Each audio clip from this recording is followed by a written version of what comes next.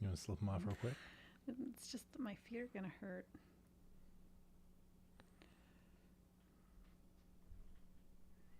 I guess I can.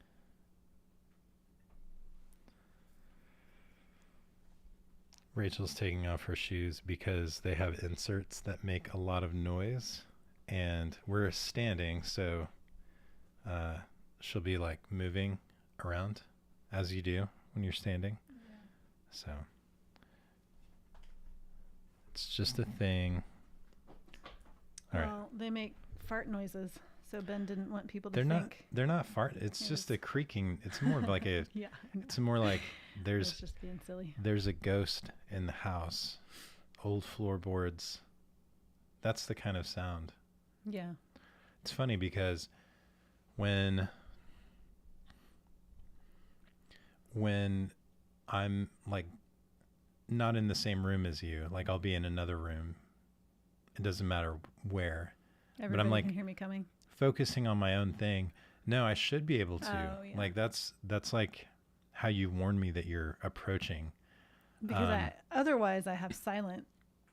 I'm pretty silent. Like I Yeah. can startle anybody in a room. So, but that's the problem is I get so focused on what I'm doing. I'm so in my own world that I don't notice that she's coming. Oh, I scare and him so many times. and she'll be like without any kind of like like no clearing the throat. She'll be like, so blah blah blah, and I'm like, oh my god. It's the so that gets you. Yeah. Oh, it's so funny though. Yep. Well, are you ready to jump in? I'm ready to jump in. Yeah, sure. We're going to go ahead and start the show now.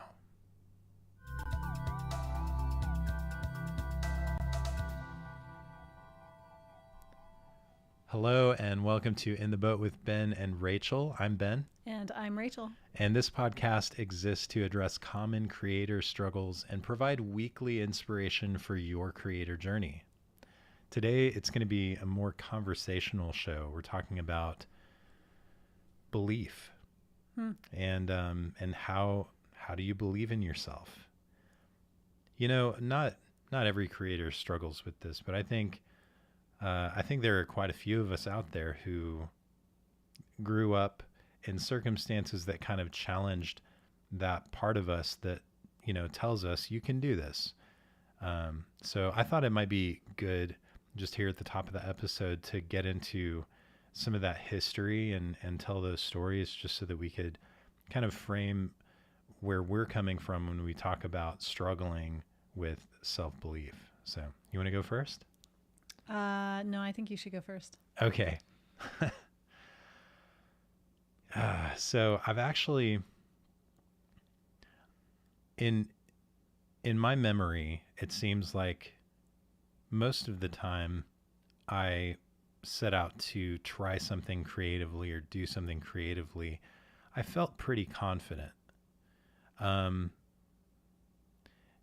It actually wasn't until I started getting a little bit older that I started to struggle more with doubt, which is interesting to me. I wonder if there's I think that's pretty natural, actually, because when we're children, we are a lot braver and we don't care what people say about things, because it's almost like we have a very certain sense of self when we're little.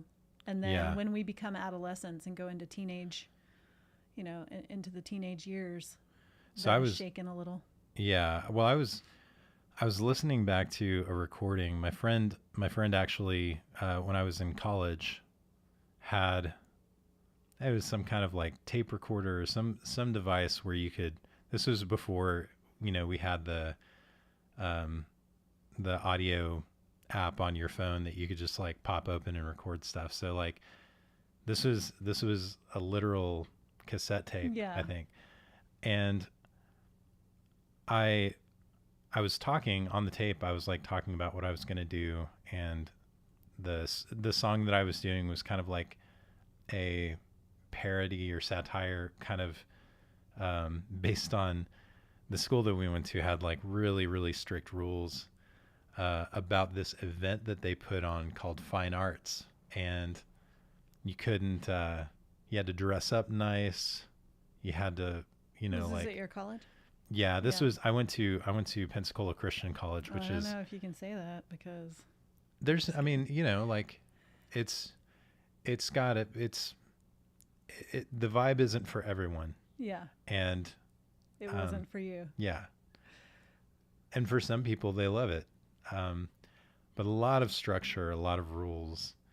So I wrote a song about it. Anyways, that's not super important, but I remember listening to myself on tape and thinking, wow, I don't remember being that arrogant, but I sound Very arrogant to confident. just, Yeah. well, and I use the word arrogant. Like there was kind of this like, that kid doesn't know anything. Yeah. Where does he get off talking the way that I he's talking? mean, that's teenagers. Yeah, no, I totally get it. I think also, there were seasons depending on what I never approached a creative pursuit like getting into web and graphic design or music or later video. I never approached it thinking I'm not sure if I can figure this out. It was always like I'm sure I can figure it out. Yeah.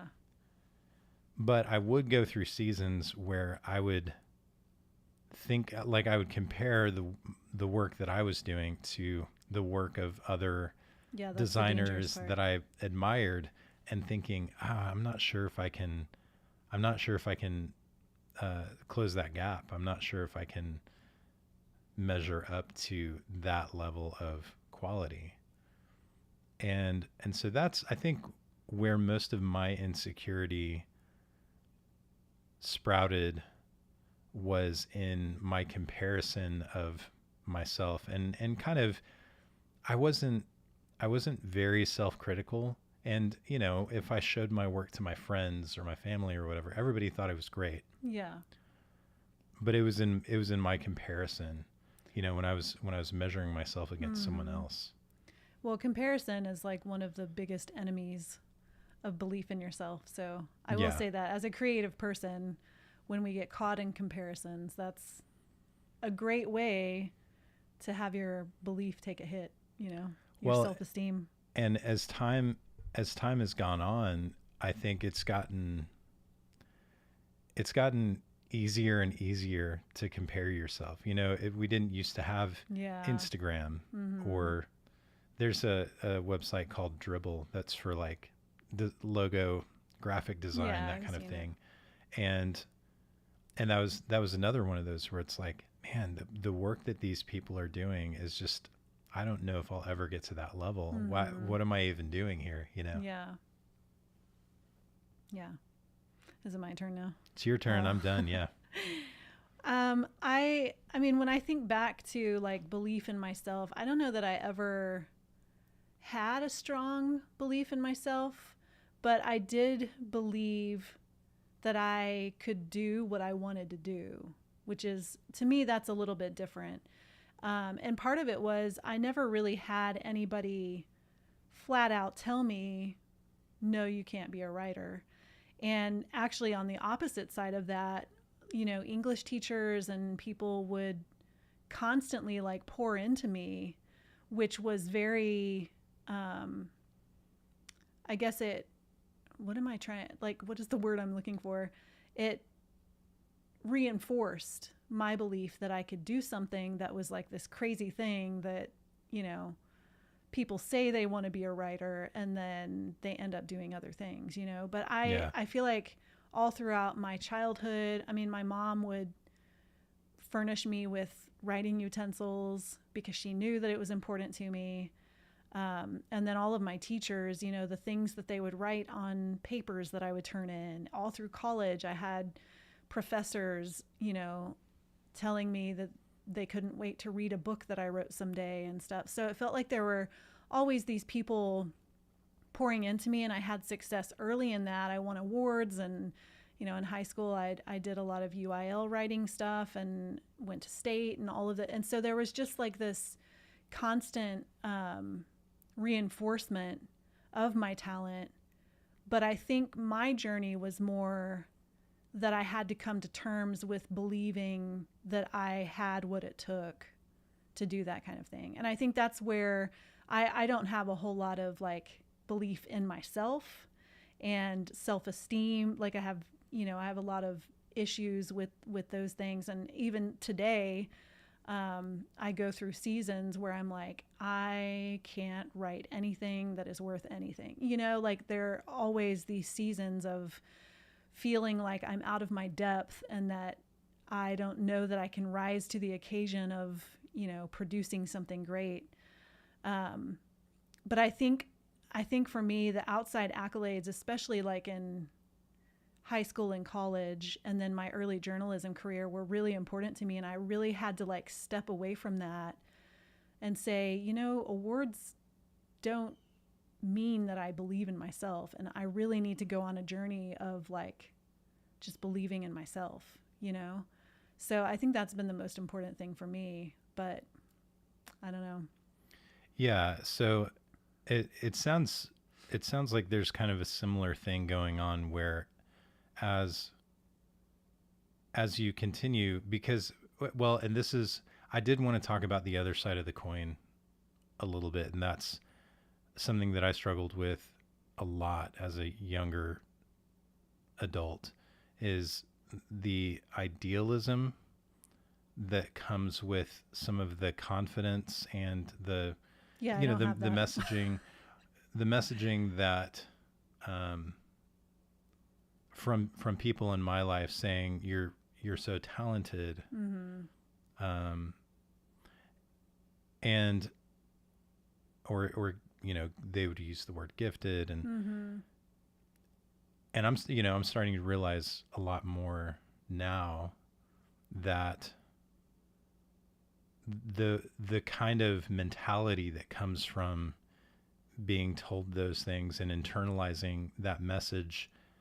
Well, it depends on your personality too. You have an optimistic personality. I have a pessimistic personality. So even though people were telling me that constantly, I was constantly filled with doubt about, I don't know that I have what it takes, Whereas you, as an optimistic person, were like, yeah, I totally have what it takes, Yeah. And so how that manifests itself in my creative work, mm-hmm. is that I was lazy. Mm-hmm. I was like, oh, mm-hmm. I'm so talented that I can just, do this thing, and I'll rise to the level of that I, want to get to.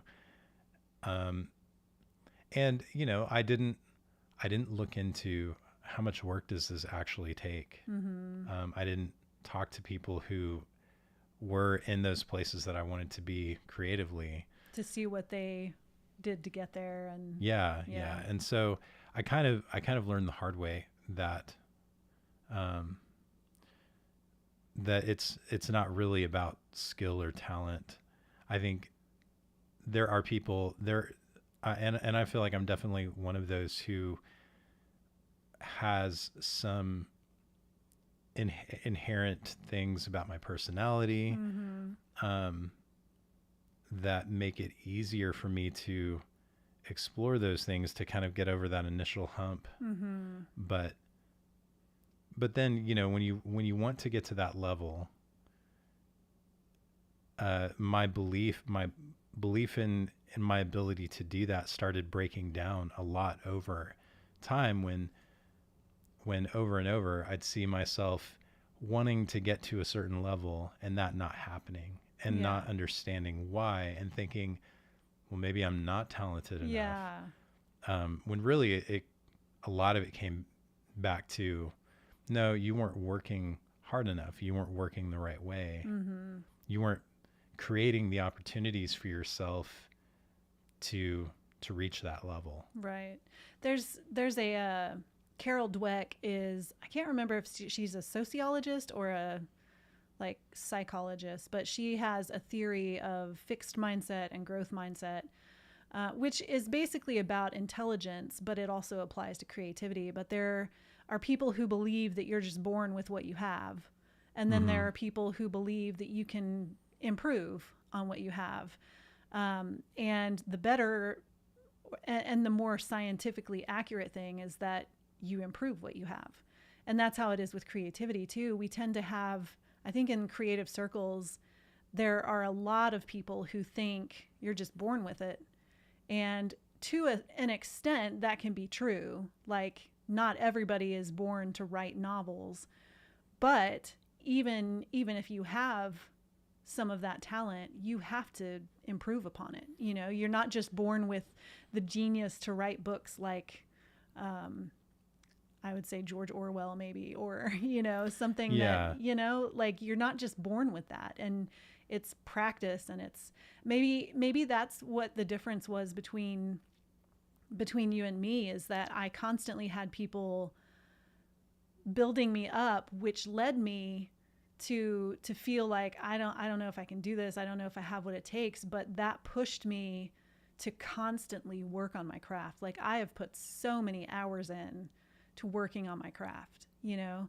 And maybe that's where like the pessimistic mindset, I guess, I mean, if you have a pessimistic mindset and then you also don't have people speaking into your life, that can be, you know, that can put the brakes on the bravery that you need to be creative and have a creative career. But I think if you can couple that mindset with people who are, you know, not even constantly, but just every now and then are like, oh my gosh, you're so, you know, I don't even know what it is about things that, you know, that fill me up. But if you can couple those things, because I knew that it would take a lot of work, and because I constantly feel like I don't have what it takes, I'm constantly trying to improve to a point where I do have what it takes, you know?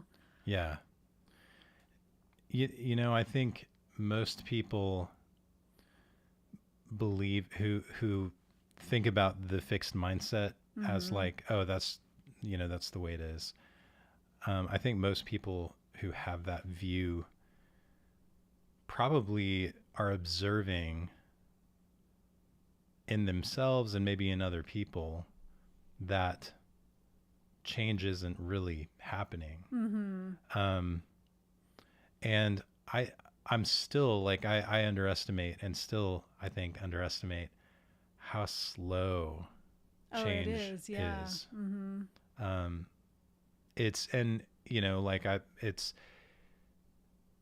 like watching grass grow. You can measure the level of your grass in the spring, and then the next day, like, see a noticeable difference. Yeah. But if you're sitting there watching it, it doesn't seem like anything is happening. And the thing is, we're so, you know, present with ourselves and our own habits and that kind of thing. And I know in my experience, the times when I've tried to make changes, there's so much resistance.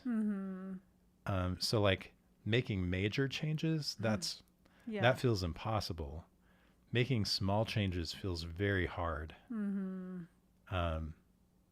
But I believe it's possible. But I think that's what most people are experiencing, is it doesn't seem like anything changes. Yeah.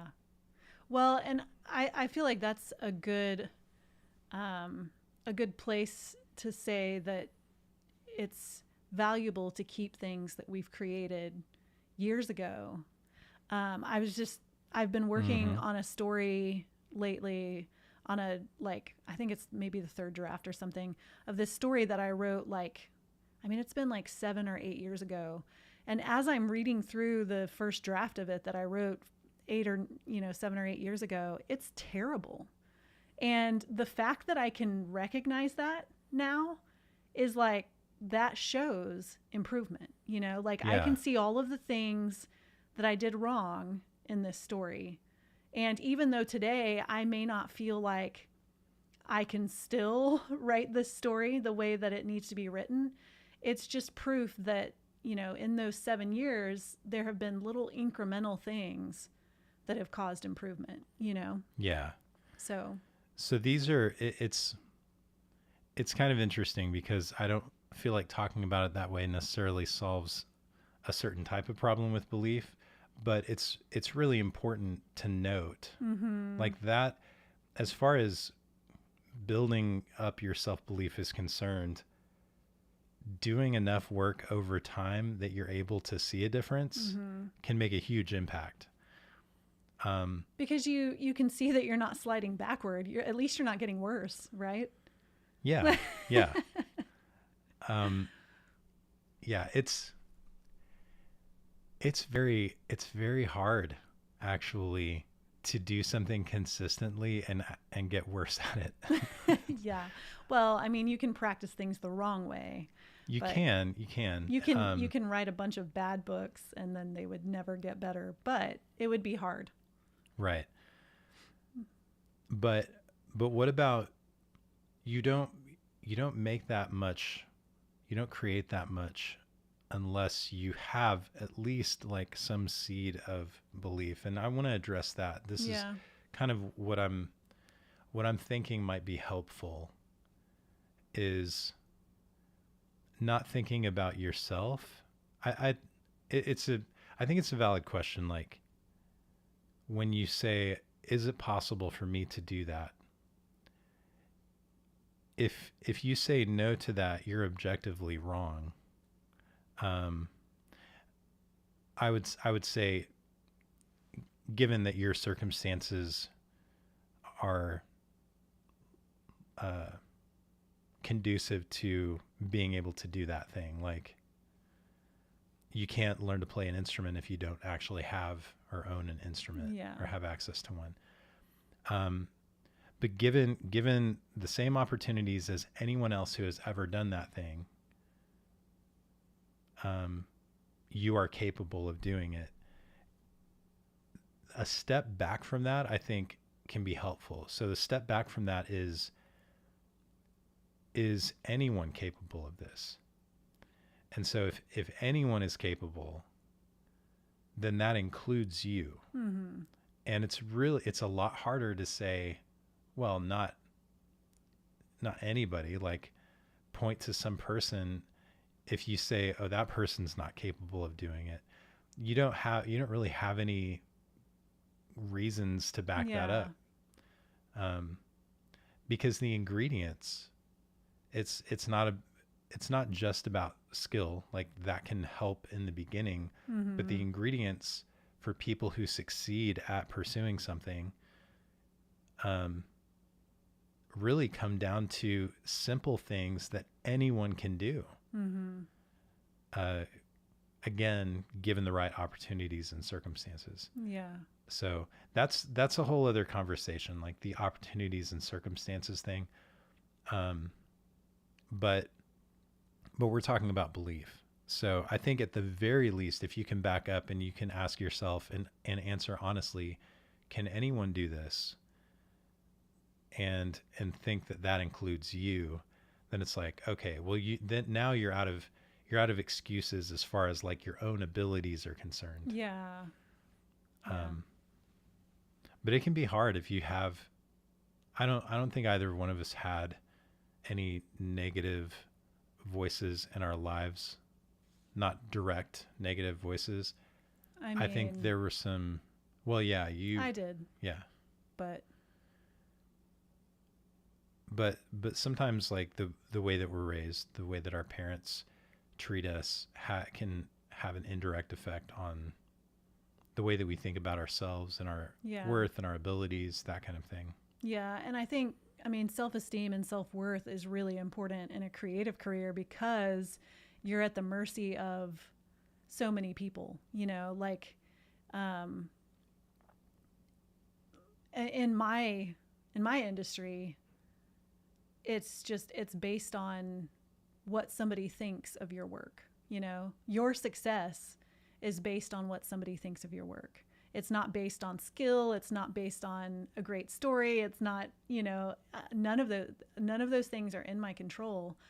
And so it's a very, and a lot of creative careers are like that, even people doing art and stuff, getting a booking at an art gallery. It's all based on, what people think about their work. And so it's really, really hard when you deal with self-worth issues and things to actually like put yourself out there. You know, it's a very vulnerable place to put yourself out there. And so I think sometimes maybe this could help a little bit too, when I'm not feeling a lot of belief in myself, I kind of switch it to belief in the work itself and what it can accomplish given the right places and, you know, the right people who pick up those books.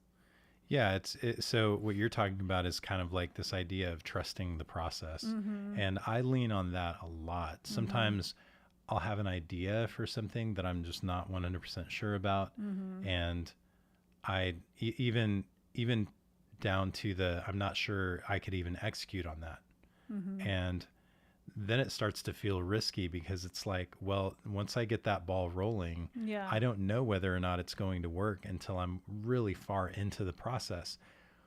But I've seen it work enough that now I'm like, okay, well, here we go.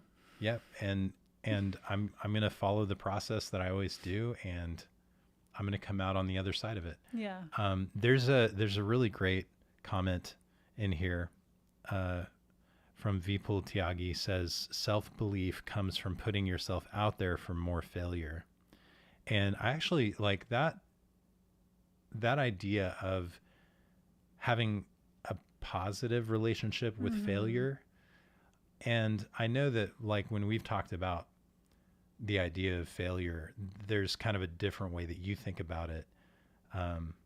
But it's really just the tolerance of something not going the way that you hope it would, not reaching the number of people you hoped it would, or whatever, you know, and believing that as you create things and put yourself out there, accepting that you will fail, or, you know, however you want to define it, you will fall short of whatever your expectations are, and you will learn things. Yeah. And most of the time what ends up happening is when you fall short, it doesn't feel as bad as you feared it would. Right, exactly. I was going to say that too. And then you feel a lot more equipped and prepared for the next time. Because you always learn something. I was going to say that exact thing about, you know, we always think it's going to be worse than it is. And we're so afraid of failure, but it can teach us so much about ourselves and about our work and about even other people, you know. I remember when my first book published and I was so afraid of what the reviewers would say and all of that. And the first negative review came in and I felt like it was a failure. And then I was like, no, but that very same day, somebody came up to me and said, this was my story. Like, you just saw into my life and now I feel like I've been seen, you know? And I was like, that negates all of the other stuff, you know? Yeah. So I don't know. We always think of the worst things that might happen. Like, somebody's not going to like my book. Who cares? You know, not everybody is going to love your work. So in some ways, when it comes to creative work, I feel a little bit like self-belief might not be as relevant or necessary. You need enough to get you started, to do the thing in the first place. But once you start working, and this is kind of what I've experienced, it's like the work kind of takes on a life of its own. And over time, doing things consistently, following a process, putting yourself out there, learning from your failure, like those are all things that happen as you do the work. And you almost get to a place where it's like, well, it doesn't matter whether or not I believe in myself.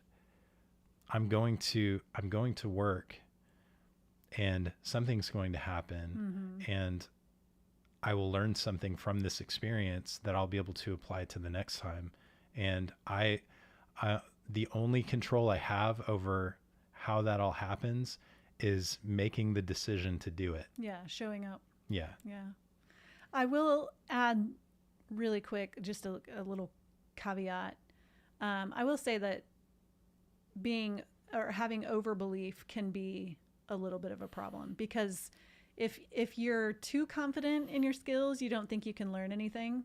And I've seen a lot of writers who are very confident in their work and they don't take constructive criticism. And so I always, you know, with our kids and everything, I want them to know you never know everything, you know? So you can, I've spent hours and years and decades on my craft and I still don't know how to write a book. You know, I sit down to the next project and I'm like, I have no idea, but I have a process. Well, yeah, you know how. Yeah, but it's just a joke. Like, yeah, no book is the same, and you know, but I don't ever want to be so confident in my abilities that I stop listening to feedback. You know, mm-hmm. the right feedback. I made a video recently, and it's gonna publish next week, I think. And it's shot composition wise, you know, that kind of thing. It's probably up there with some of my best work. It's really well done. I did a great job with the editing, the concept. I'm really happy with how it turned out. I was excited to share it with people, mm-hmm. And I got some great feedback. Oh, okay. Just, you know, a lot of like positive. This was really funny. And then you got one. Well, no. So but it was really valuable to me. I have one friend who I shared it with who said, actually, I didn't ask for feedback. So that's something. So they said unsolicited feedback. I think from, you know, this point of the video to this point, it was like an 8-second segment. They were like, I think you could just cut that out. And it would be a little bit punchier. And I went back and watched it and I was like, oh yeah, that makes sense. Yeah, it makes sense. And so, and a long time ago, I would have had a negative, like, I would have been like, I didn't ask you. Yeah. And, well, some of that stems from low self-esteem too, you know, like doubt in ourselves. Yeah. So it didn't sting. And I think that's also kind of a marker of, and here's the thing, depending on who the feedback comes from, but if you're getting feedback from somebody who's actually knows what they're talking about, that is a sign that you are on a growth trajectory mm-hmm. with your work. Because if you weren't, like, if they didn't think, oh, they could grow from this, they wouldn't bother saying anything to you. So that it ends up having kind of a more positive effect, because it's like, oh, my work can improve. And also, like, I can accept that as like affirmation that I'm moving in the right direction. Yeah. Mm-hmm. Affirmation. That's the word I was looking for earlier. I couldn't think of it. The writer couldn't think of uh-huh. Yeah. The irony. Yeah. So yeah, I think that initial, you know, getting over that initial hump, getting people around you who believe in you. Yeah, that's important. Who are encouraging and, mm-hmm. And also finding people who will offer you feedback and help you grow. Like I think all of those things are important. And so there's some work that goes into creating an environment for yourself that's conducive to enough self-belief, enough confidence to get you going. But then once you start working consistently, doing that work consistently over time, that's really the biggest piece of it. And being told that too. I mean, we have constantly told our kids, you have the potential to do whatever you want to do as long as you're willing to put in the work, you know? And Well, I think and that's a piece that's often missing from the whole the American dream. You know, you can do whatever you want here in America, but yeah. like you have to be willing to put in the work. Well, and I've changed the way that I talk about it, both for myself and for our kids. We had one of our kids got the lead role in the middle school play, and Musical. yeah, musical, and went through an audition process for the first time. Was in choir, has never done theater before, but he worked really hard. He spent time prior to the audition really studying and watching other performances of the piece that he was going to be auditioning with and that kind of thing. And after he got the part, I think he is very talented.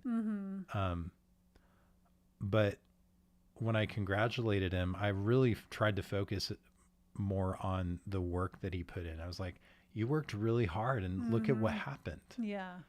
That doesn't just happen to people who show up Right. and they're like, all right, let me try that, but for somebody to really put in that work and then have that experience, I think is a really very great, valuable. yeah, and then for myself, like when people compliment my work or they say, I don't get how you're, I don't say this to make it seem like I hear this all the time, but every once in a while I'll hear comments like, how do you come up with this stuff? Or like, Yeah. I wish, you're so creative or whatever. And I used to be either just like, oh, I am creative, or I used to be really reductive and Yeah. but lately I've been talking more about, I've been working really hard at this for a long time. And so, and I try to put more of the emphasis on The work. yeah. Cause I think what we need to believe if we want more creative people in our society, which, like we need creative people. We've got big problems. We need to help folks understand those principles about putting in the work and consistency over time and having a positive relationship with failure and all of those things. And take the emphasis away from like, you either have it or you don't. Yeah, totally. All right. I think this was a good discussion. Yeah, I think so too. So we're going to go ahead and wrap it up here. Thank you so much for tuning in, for hanging out with us today. If you want to find us online, you can go to intheboatpodcast.com. We've got some of our episodes up there. Also, you can listen to this podcast anywhere you listen to your podcast. And we go live every Friday, just about every Friday. We got some holiday stuff coming up, but every Friday you can watch us live on YouTube. Rachel, if people want to find you online, where can they go? RachelTolson.com. And I'm at Rachel Tolson on pretty much all the things. And I am at bentolson.com and at Ben Tolson on all of the things. Thanks again for watching, and we will see you next time. After show time. Abby says, thank you. Thank you for watching or listening. Yeah. After show topic. You didn't come up with one. I didn't. Keshna's here too. Hi, Keshna. Bye, Keshna. Yeah, I don't even know. Like, there was some stuff that I was thinking about saving for the after show that we ended up getting into. Kind of like the idealism and confidence. Yeah. I feel like that's very relevant though to the self-belief thing, because I think sometimes idealism and overconfidence can masquerade as self-belief, but it's really not. Yeah. That's interesting to me because I'm not an idealist and I'm also not overconfident. So yeah, we should let folks know we're not doing an episode next week, right? Black Oh Friday. yeah, Black Friday. Yeah, no. Yeah. So Sorry. yeah, thanks We thanks go for get asking, Cody. Yeah, we're not going to be doing a Black Friday episode. we have We'll family probably stuff, but we're going to have to double up though. yeah, I think we are going to double up 1 week because we missed a week when we went to New York. So Mhm. we just got back from New York, and I guess we never talked about that. Yeah. We can talk about that. It Super was fun. It was fun. It's the second time Yeah. we've ever been. Mm-hmm. And in fact, Keshna, who is hanging out in the chat, we got to see her the last day and have some breakfast Yeah. right before we flew out, and she drove us to the airport, Yeah. which was super sweet. Yeah. And it was a really nice way to end the trip. So I don't know if she's still listening, but thank you for that, Keshna. Yeah. Yeah, it was jam packed. Yeah. We did a lot of stuff. I think we maybe scheduled too too much. Yeah. We took our oldest child, who is turning 16 tomorrow, actually, for his like 16-year trip. Mhm. And he is kind of like me, where he needs his downtime. And there was like the very last day of the trip, we just packed too much in. Yeah, we're like, and- we're going to go to the World Trade Center. We're going to go to the Central Library. We're going to go to the see the statue and Ellis Island. And he had a little bit of a meltdown. So when we got to Ellis Island, he was done. yeah, because we were having dinner with an old high school friend of mine, actually, and Mm-hmm. our son was like, nah, I think I'll go back to the hotel and hang out. So, Yeah. but it was fun. We had a good time. Yeah. Productive. It was a productive business stuff too. So Yeah, you got to meet with your. agent and former editor, and then my current editor, and so Yeah. I'm hoping there will be book news in the near future, and so yeah. Two of my coworkers. This was a lot of fun. Two of my coworkers live in Brooklyn, and so they came over to Manhattan. It was the day we got in. Yeah. And so there's this Oh my gosh. the company that I work for, Podia, has an employee benefit where if you happen to be in the same city as another employee and you decide to meet up for dinner or something like that, they'll cover it up to $100 per person, which is bonkers. Insane, Like yeah. I don't think we even spend, like we might spend that much We're not if we expensive dinner people. if we go out, like all 8 of us as a family. I think we Yeah, might I mean, come if it was all close just to $100, Yeah. but that's for 8 people. Yeah. So anyways, we went to this place called So the Black Tap, I think that's what it was, a black tap. and they have these It was dessert shakes. wow. They're like, it's like a shake and then some cake and some whipped cream, and it's just like super decadent. That's like all you could eat. Like if you Yeah. I mean, you and I shared one. It had 2 brownies on the top of it, and a whole like super rich chocolate shake in between that, Yeah. with what was it? They put chocolate chips on the side and attached it to the glass. Attached it to the glass. So it was like chocolate sauce around the side, Oh and my then they put gosh. chocolate chips on that, and it was We were gonna be like the 2 sick. brownies. Yeah. But it was delicious. Mm-hmm. I wanted to Yeah. go back just to like have that as a meal, because Mm-hmm. that's the only way you could eat. You could have one of those. It's like like 4 different desserts in one. Yeah. And then of course we got our cheap New York pizza slices. Yeah. I say cheap as in like it was inexpensive, but they were delicious. Yeah. It's good stuff. Rode the subway all over the place. We I rode think a the lot of last Subway. time we went, we were We kind of walked a lot. intimidated. Yeah. I was intimidated. I was like, I have no idea what I'm doing when Yeah. I go down there. Like, but this time I used and maybe this was available before, but Apple Maps has a much better interface for like transit Yeah. directions and stuff like that. So it was a lot easier to navigate. And then I was like, oh, okay, I feel like we can do this. Yeah. So It was cool. The New York City Marathon was going on that weekend too. I don't think it was when we It were. was it was like happening the day we left. yeah, it was Yeah. happening the day we, or maybe the day after we So left. we got to see a lot of runners. It was the day and- after we left. Yeah, Yeah. right. That Sunday. So that was Casey Neistat, if you're familiar with, he's a YouTuber, made a really great video fun. Oh, really? about his experience running the New York City New York City Marathon. Hmm. It's funny too because I'd mentioned one of my coworkers ran Yeah. the marathon and she got a 3:04. And at the beginning of That's Casey's video, crazy. he made this like pie chart showing the different times and stuff. And like, it was, it was like 3 minutes or 3 hours to 3 hours and 40 minutes.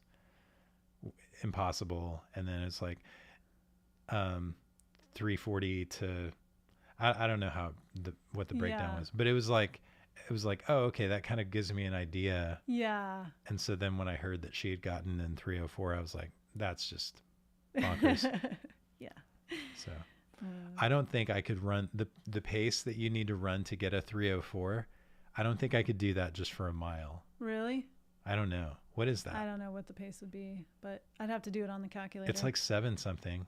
I could do sevens, but it would probably only be for a few miles. Yeah. That's the best I could do.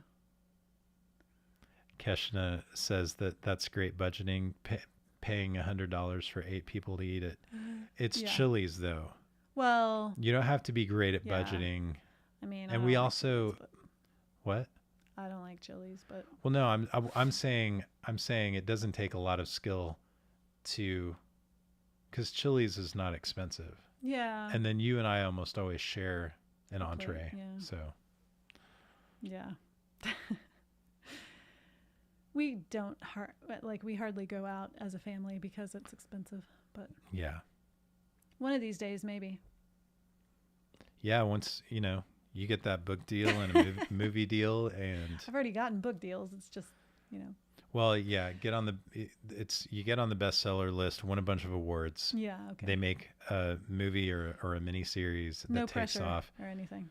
and you'd be like the next Neil Gaiman. Yeah. That would be nice. You're at least that prolific.